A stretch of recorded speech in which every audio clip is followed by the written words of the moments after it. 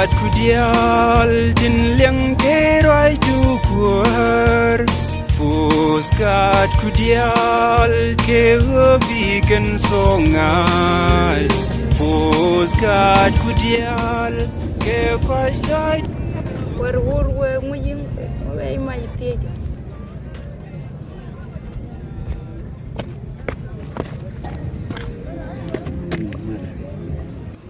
War mujing mai lok siang kami taman wala nanga bola tadi. Ya, makan mar tan bang ma. Jadi ni nggak dapat pai bini ke makan dapat kecil. Jadi kalau ini ke jutaan dapat. Jalan bang pun tel nggak kan. Awar tere war. Malay mata bang ma.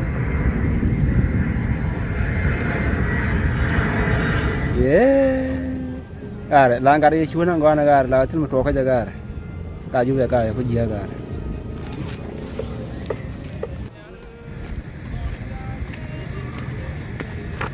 agar kaju aja lagi di panjar dunda dua ada dua gar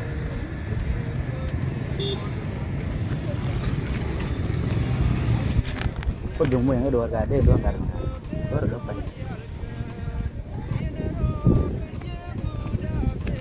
alah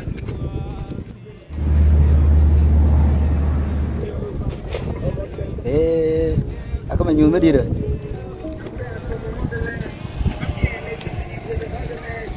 Kan aku dia. Ada kun yang jangan mau. Kangen wana kan juga tahun ber. Kenana?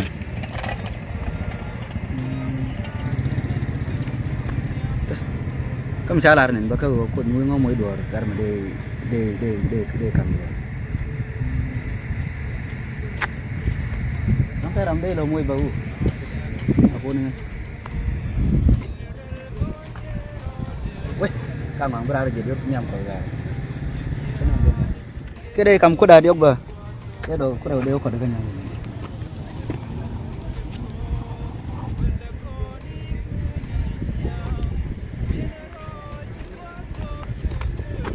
Weh, kan mesti cuangar. Ambo kuda mau itu bang. Kamu nak kerja kan dia.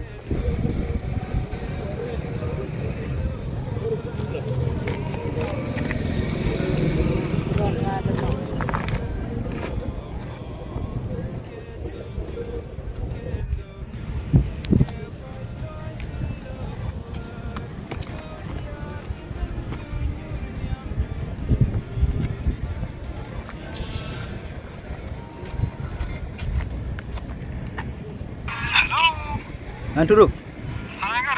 Agak malai agak mar gare. Nen dor celo betel kode benganin.